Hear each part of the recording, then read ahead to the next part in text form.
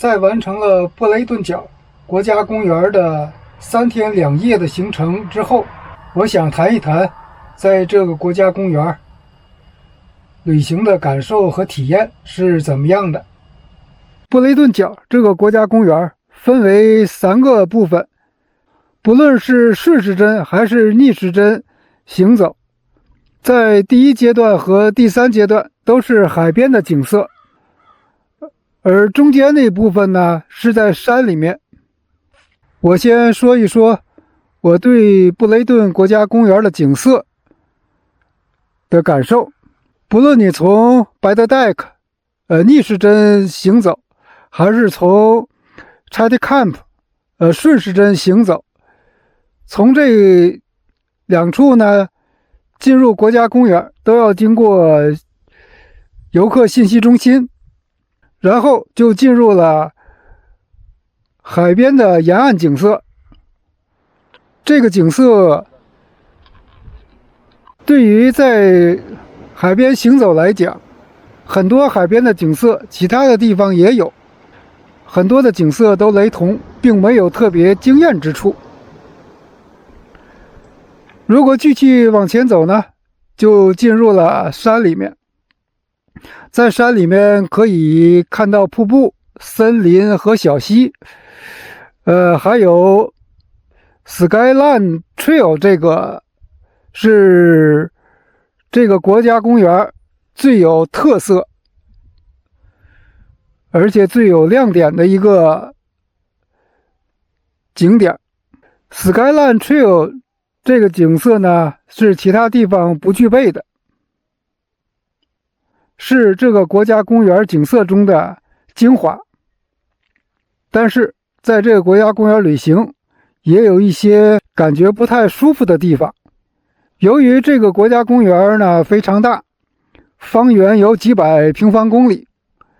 如果开车走呢也有个200多公里。一个是沿岸风景，一个是山里风景，然后又是一个沿岸风景。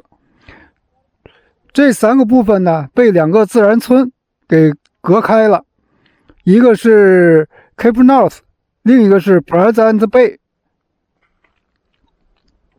在这个国家公园我待了是2个晚上3个白天，可以说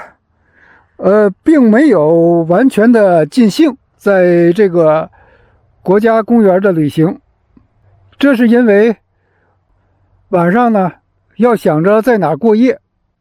而不能心情放松的去享受这里的美景。比如说在海边，我想要享受这个潮涨潮落，就需要花费很长的时间。但是呢在国家公园的晚上停车是有要求的，你必须晚上停车到它指定的营地，而且这个营地呢最少的花费1个晚上是20加币，有的呢要达到了24。感觉白天你在玩的时候呢总是一种时间的压迫感，逼迫着你呢总要想着去找营地。而且他设置了几个晚上过夜的营地呢的位置都不是特别的多，如果去的太晚被人家占了之后呢就不会有位置，你又去找下一个营地。晚上在公路上开车呢又是非常的危险，会有麋鹿或其他动物的出现。因此呢我采取了不在国家公园住宿，我到了自然村住宿。第1个晚上呢我是住在了Cape North， 因为我是逆时针行走，就是从白特戴克出发，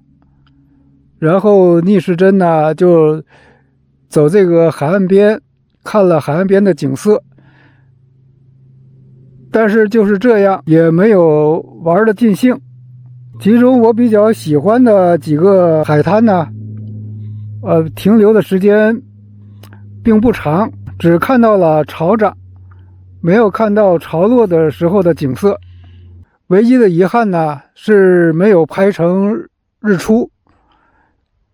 因为它这属于东海岸，我选择了到 Cape North 过夜，然后准备去贝圣劳伦斯，但是由于天气不好呢，下着雨，没有在那儿停留。本来想在那儿过一夜的，因为那个地方说是看鲸鱼是非常好的地方，准备在那儿待一天，看看能不能有运气看到鲸鱼。但是天气不作美，下着雨，然后我又回到了 Cape North， 继续完成布雷顿角国家公园中部的行程。中部呢，就是在山区，就是看森林，看瀑布。然后晚上我又选择了莱赞贝过夜，这个地方可以拍夕阳。那天风大，浪呢也比较大，虽然天空中的云彩比较多，但拍出的夕阳也是非常的漂亮。如果选择在国家公园指定的地方过夜，就很难拍出这种漂亮的夕阳。即使在完成了国家公园的旅行以后，在它的旁边的村子 Chapter Camp， 在那里呢也拍到一个非常不错的夕阳。所以说在布雷顿角国家公园的旅行呢，唯一的感觉就是时间的压迫感，不能尽兴。还有一个不太好的体验，就是手机信号呢特别的弱，而且有的地方是没有信号，而且有的地方呢时断时有。你像在 Skyline Trip， 我刚到那儿的时候呢并没有信号，但是在9点以后开始有微弱的信号，可以收到一些文字，